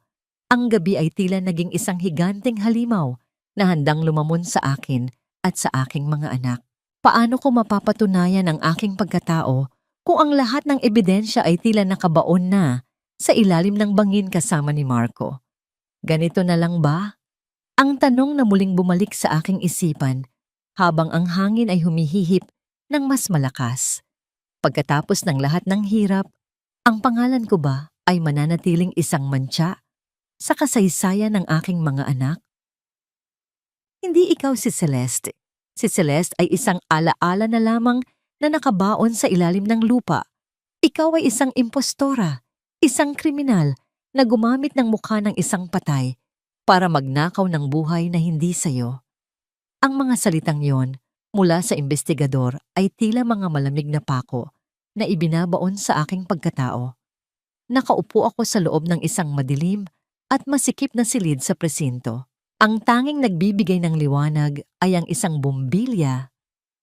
Sa kisame na tila pagod na rin sa pagsaksi sa mga kasinungalingan ng mundo. Sa aking harapan, ang mga dokumentong iniwan ni Marco ay nakalatag. Mga papel na puno ng tinta, ngunit tila may bahid ng dugo ng aking dangal. Naramdaman ko ang lamig ng bakal na posas sa aking mga pulso. Ang bawat pagkilos ko ay may kasamang tunog ng kadena. Isang tunog na nagpapaalala sa akin na, sa mata ng batas, ako ay isang bilanggo. Ngunit ang mas masakit na realidad ay ang pagkawalay ko sa aking mga anak. Nasa kabilang silid sila, hawak ng isang social worker, habang naririnig ko ang kanilang walang patid na pag-iyak. Ang bawat hagulhol ni na Cielo at Calum ay tila isang palasong tumatagos sa pader at tumatarak ng malalim sa aking puso. "Sir, parang awa niyo na." Bulong ko. Ang aking boses ay paos at basag. Ako ang tunay na ina nila. Paano ko gagawin na mawalan ng saysay ang lahat ng pinaghirapan ko para lang sa pera? Tingnan niyo ang mga kamay ko. Ang mga palad na ito ay hindi nakuha sa kasiyahan. Nakuha ko ito sa walang humpay na pagtatrabaho, sa paglalaba, at pagsusumikap para lang bigyan ng magandang bukas ang mga anak ko. Tumingin sa akin ang pulis. May halong pag-aalinlangan. Ang DNA test lang ang makakapagsabi ng totoo. Yan na, kung yan nga ang pangalan mo. Pero sa ngayon, ang lahat ng ebidensya, pati na ang sulat ni Marco, ay nag-uugnay sa iyo bilang may kinalaman sa mga maling gawain sa insurance. Naramdaman ko ang bigat ng mga salitang iyon na parang unti-unting gumuguho ang lahat ng aking lakas. Bawat hininga ko ay tila may kasamang sakit na unti-unting kumakalat sa aking katawan. Ganito na lang ba ang mamatay sa gitna ng katotohanang walang gustong maniwala? Inisip ko ang lahat ng sakripisyo ko, ang pagtitiis sa gutom, ang pagtanggap ng mga mura ni Elena, ang pagbabago ng aking mukha sa ilalim ng kutsilyo ni Don Gabriel. Lahat ba yun ay mauuwi lang sa isang selda? Naalala ko ang USB, ang maliit na kagamitang itinago ko sa loob ng kumot ni Calum bago kami lumabas ng bahay. Ang bawat detalye ng aming pagtakas ay muling naglaro sa aking isipan. Kung naroon pa yon, kung hindi yon nahulog sa gitna ng kaguluhan, naroon ang boses ni Marco, naroon ang katotohanan. Attorney Valdez, sigaw ko nang pumasok ang aking abogado sa silid. Ang kumot ni Calum, ang kulay asul na kumot. Pakihanap ang USB na isiningit ko sa tupi niyon. Nandoon ang lahat. Nandoon ang ebidensya na si Marco at Elena ang nagplano ng lahat bago pa man ako manganak. Nagkatinginan si Attorney Valdez at ang pulis. Mabilis na lumabas ang abogado at pagkaraan ng ilang minuto na tila tumagal ng 100 taon sa aking pandinig, bumalik siya. Hawak niya ang maliit na itim na USB. Ang aking puso ay tila gustong tumalon palabas ng aking dibdib sa kaba. Isinalpak nila ang USB sa isang laptop. Ang katahimikan sa silid ay naging kasing bigat ng isang hatol. Pagkatapos, isang boses ang pumuno sa hangin. Isang boses na puno ng kayabangan at kasamaan. "Huwag kang mag-alala, Elena. Kapag nanganak na si Celeste, sisiguraduhin kong hindi na siya magigising. Magmumukhang aksidente ang lahat. Ang pera ng insurance, iyon ang gagamitin nating pambayad sa mga utang ko sa kasino at pambili ng bagong kondo mo." Sino ba ang maniniwala sa isang labanderang katulad niya? Iyon ang boses ni Marco. Malinaw, talamak, at walang bahid ng pagsisisi. Sinundan ito ng tawanan ni Elena, ang tawang tila mga kuko na kumakalmot sa aking kaluluwa. Nakita ko ang pagbabago sa mukha ng investigador. Ang pagdududa ay napalitan ng isang matinding pagkagimbal. Sa sandaling iyon, naramdaman ko ang dahan-dahang pagluwag ng buhol sa aking lalamunan. Ang katotohanan ay tila isang liwanag na dahan-dahang tumatagos sa makapal na ulap. Ngunit ang ginhawang yon ay panandalian lamang. Isang pulis ang biglang pumasok sa silid, hinihingal, at tila may dalang balitang galing sa impyerno. "Sir, may update sa search and rescue operation sa bangin kung saan tumalon si Marco," sabi ng pulis. "Nahanap na ba ang bangkay?" tanong ni Attorney Valdez. "Iyon na nga ang problema, sir. Walang bangkay sa ilalim. Nakita lang namin ang jacket niya na nakasabit sa isang sanga, pero may mga bakas ng sapatos na tumungo sa kalsada. Mukhang ginamit niya ang pagtalon bilang diversyon para makatakas. Nanlamig ang aking buong katawan. buhay si Marco. At kung buhay siya, hindi siya titigil hanggat hindi niya ako nakikitang nagdurusa. Ang aking kalayaan ay tila isang marupok na sinulid na muling nanganib na maputol. Ganito na lang ba? Bulong ko sa aking sarili habang ang tunog ng sirena sa labas ay tila isang babala. Kailan ba matatapos ang anino ng lalaking ito sa buhay ko? Tumingin ako sa bintana kung saan ang unang sinag ng araw ay nagsisimulang sumilip. Ligtas na ang aking pangalan, ngunit ang aking buhay at ang buhay ng aking mga anak ay muling nanganib. Si Marco ay nasa labas pa, isang sugatang hayop na mas lalong naging mapanganib dahil wala na siyang mawawala. Hindi pa tapos ang ulan, Celeste. Kahit na lumabas na ang katotohanan, ang anino ng nakaraan ay mananatiling nakabuntot sa iyo hanggat hindi mo natututunang tumayo sa sarili mong mga paa nang wala ang takot na itinanim ni Marco. Ang tinig ni Don Gabriel ay tila isang malumanay na haplos sa aking pagod na kaisipan. Nakaupo ako sa loob ng isang pribadong silid sa mansyon pagkatapos ng mahabang oras sa presinto. Bagamat malaya na ako sa mga posas, ang aking puso ay tila nakakulong pa rin sa isang madilim na silid ng pangamba. Sa aking tabi, mahimbing na natutulog ang kambal sa isang malambot at mabangong higaan. Isang eksenang dati ay tanging sa aking mga panaginip ko lamang nakikita. Naramdaman ko ang init ng kape sa aking mga palad, ngunit ang aking buong katawan ay tila nanginginig pa rin sa lamig ng nakaraang gabi. Tiningnan ko ang aking mga anak. Ang kanilang payapang paghinga ay ang tanging musikang nagbibigay sa akin ng lakas. Ang bawat mahinang hilik ni na Cielo at Kylum ay tila isang panalangin na nagpapaalala sa akin kung bakit ako narito, kung bakit ako kailangang magpatuloy. Don Gabriel, paano ko sila mapoprotektahan kung si Marco ay malayang gumagala sa labas? Bulong ko.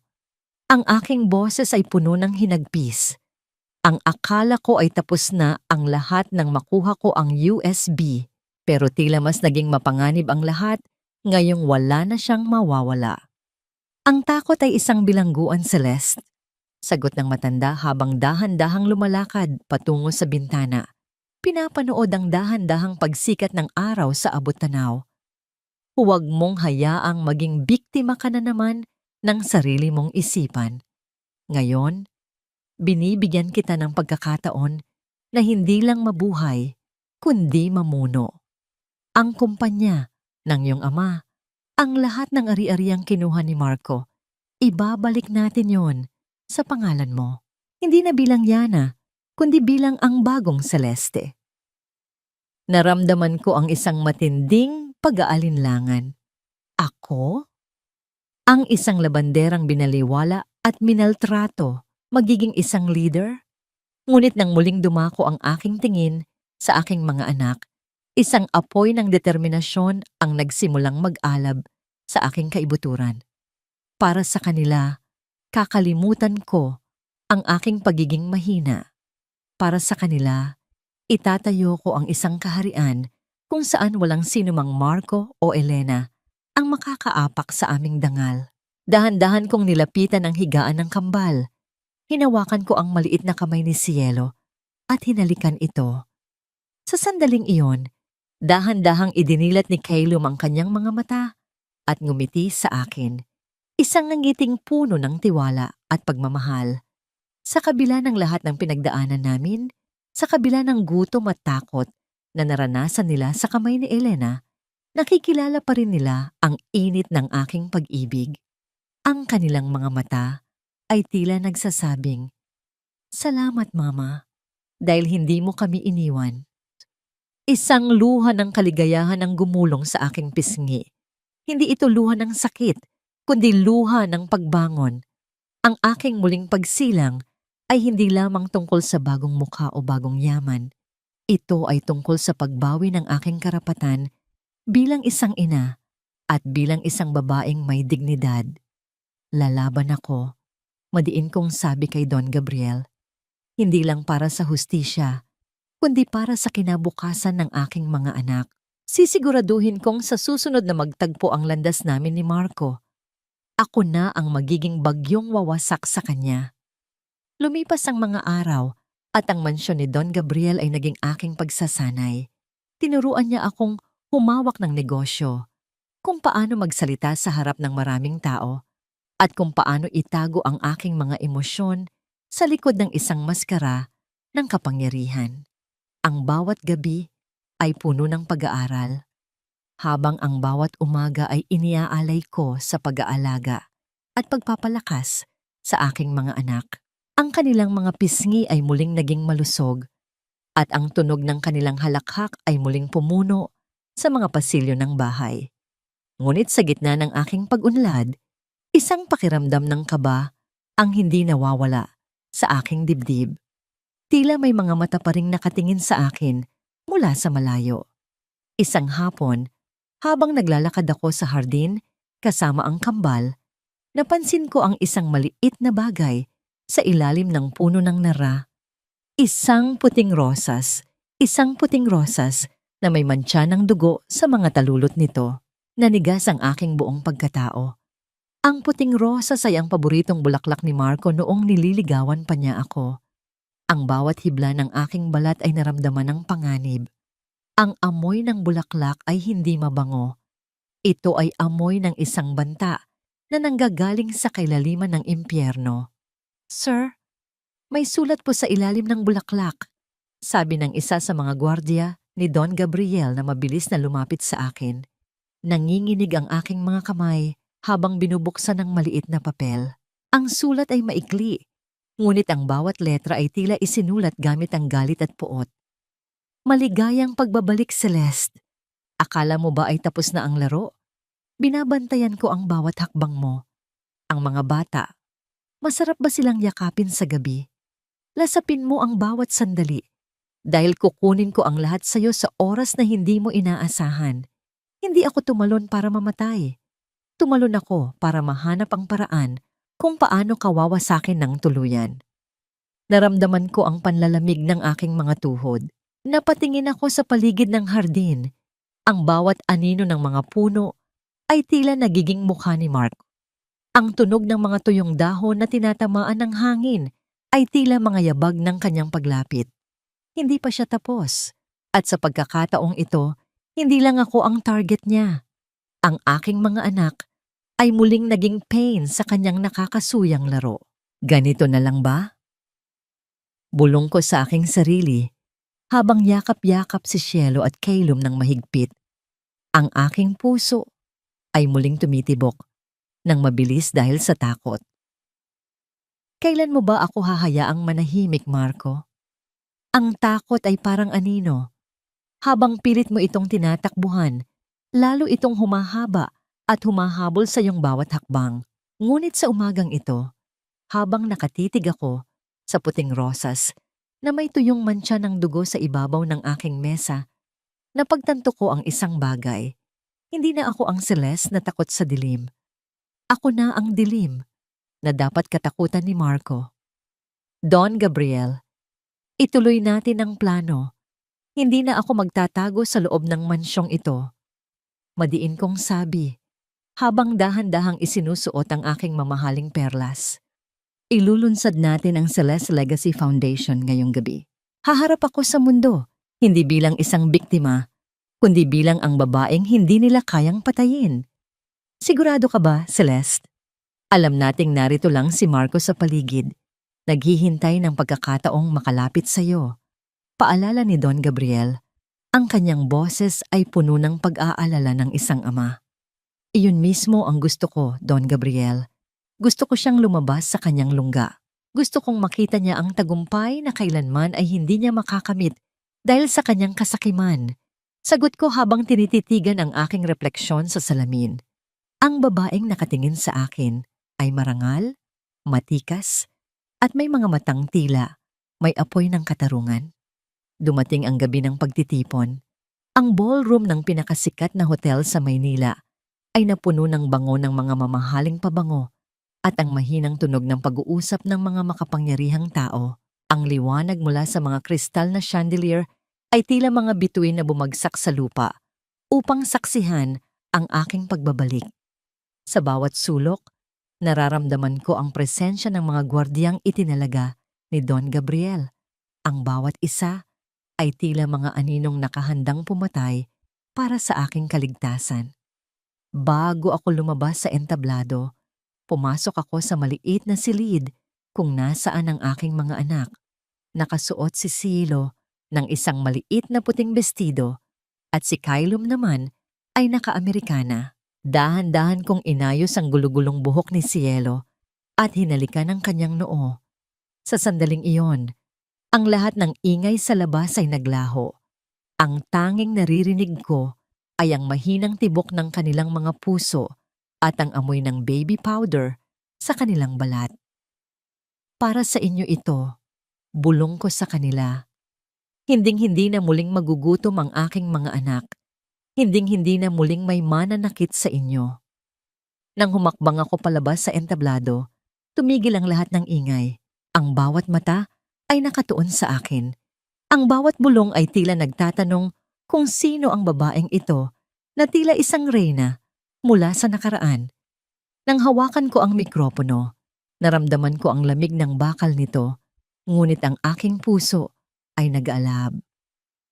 Magandang gabi sa inyong lahat. Maraming nagtatanong kung bakit pinangalanan ang foundation na ito sa isang babaeng idineklarang patay na. Simula ko, ang aking boses ay malinaw at matatag. Narito ako para sabihin ang katotohanan.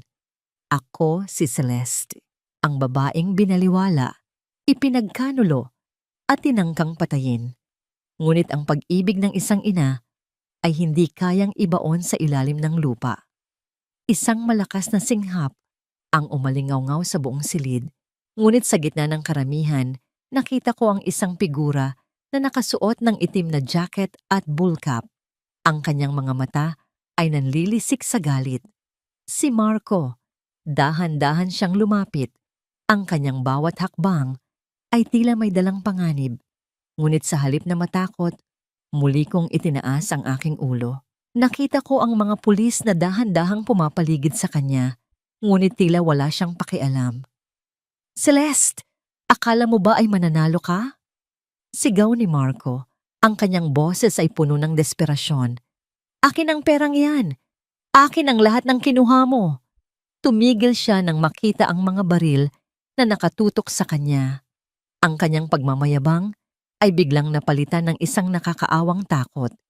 Nakita ko ang pagbagsak ng kanyang mga balikat.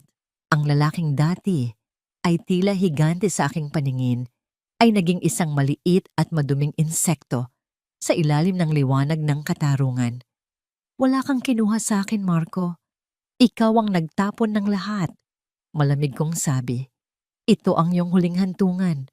Ang mabulok sa kulungan habang pinapanood mo kaming mamuhay ng masaya at matagumpay." Naramdaman ko ang isang matinding ginhawa ng dahan-dahang isuot ng mga pulis ang posas sa kanyang mga kamay.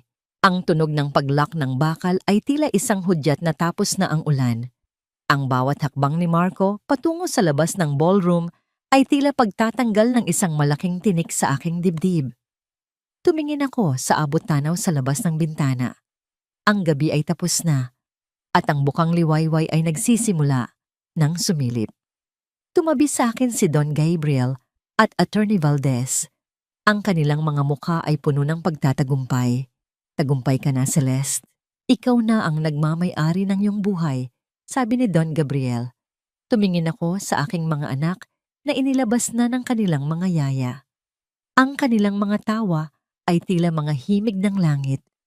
Hindi na ako ang babaeng umiiyak sa gilid ng kama. Ako na ang pundasyon ng aming kinabukasan. Ang muling pagkabuhay ni Celeste ay hindi lang naging isang kwento ng paghihiganti, kundi isang kwento ng walang hanggang pag-ibig at pagbangon. Ang amoy ng sariwang damo na hinalikan ng hamog sa madaling araw ay tila isang banayad na paalala na tapos na ang mahabang gabi ng aking pagdurusa. Nakatayo ako sa malawak na beranda ng aking bagong tahanan. Bit-bit ang isang tasa ng mainit na tsokolate. Ang bawat singaw nito ay tila nagdadala ng mga alaala ng aking nakaraan. Ang amoy ng uling, ang hapdi ng saabon sa aking mga sugatang kamay bilang labandera, at ang malamig na semento ng ospital kung saan tinangka nilang ibaon ang aking pagkatao. Ngunit ang lahat ng iyon ay tila mga anino na lamang na unti-unting nilalamon ng liwanag. Ang bawat pintig ng aking puso ay hindi na sumisigaw ng takot, kundi ng kapayapaan. Isang kapayapaang pinagbayaran ko ng luha, dugo, at matinding pasensya. Sa di kalayuan, naririnig ko ang masiglang halakhak ni Nina Cielo at Calum. Ang tunog ng kanilang pagtakbo sa malambot na karpet ay tila isang masayang himig na bumubuo sa aking bawat umaga. Hindi na sila ang mga payat at maputlang sanggol na muntik ng ibenta ng sarili nilang ama. Sila ay malulusog, masisigla, at ang kanilang mga mata ay wala ng bakas ng takot. Sa bawat yakap nila sa aking binti, nararamdaman ko ang tunay na kahulugan ng aking tagumpay.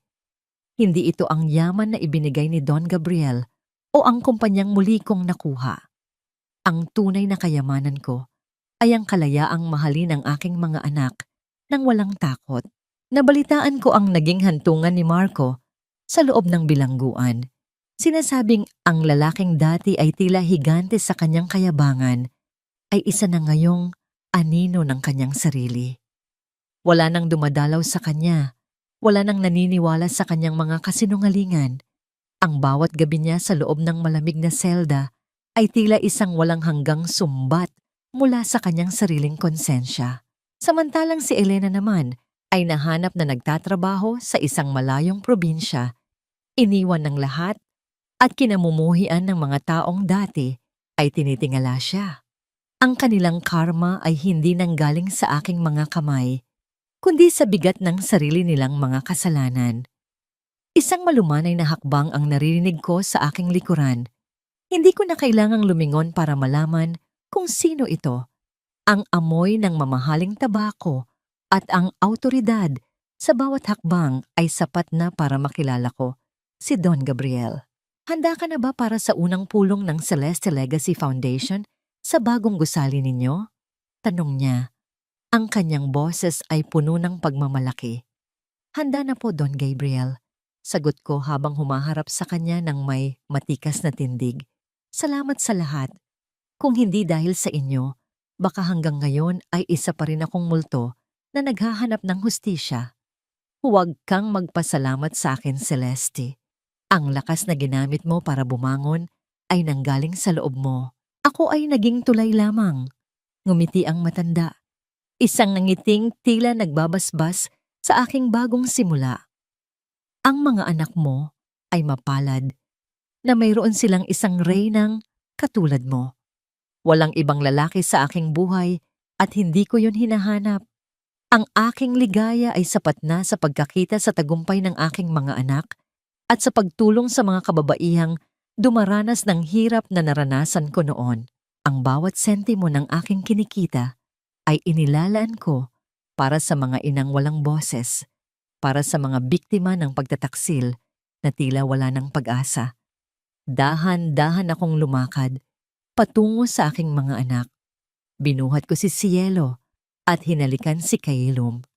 Sa sandaling iyon, tiningala ko ang langit. Ang sikat ng araw ay tila isang mainit na yakap mula sa aking mga magulang na nasa kabilang buhay na. Pangako! Bulong ko sa hangin. Ang pangalang Celeste ay hindi na muling magiging simbolo ng kahirapan at pagtitiis. Ito ay magiging simbolo ng pag-asa, ng muling pagsilang, at ng katarungang hindi natutulog. Ang mga kalyo sa aking mga kamay ay unat-unting naglaho, ngunit ang mga aral ng nakaraan ay mananatiling nakaukit sa aking kaluluwa. Ang muling pagkabuhay ni Celeste ay hindi lang naging isang kwento ng paniningil. Ito ay naging isang awit ng pagpapatawad sa aking sarili at ang matamis na tagumpay ng isang inang hinding-hindi sumuko. Sa bawat hakbang ko patungo sa sasakyang naghihintay, alam ko na ang bawat bukas ay puno ng liwanag. Wala ng anino ni Marco, wala ng laso ni Elena. Tanging ang tinig ng aking mga anak at ang panibagong buhay na aking nilikha. Dahil sa dulo ng bawat unos, ang pinakamagandang bahagi ay ang muling pagmulat ng iyong mga mata sa isang mundong ikaw na ang may-ari.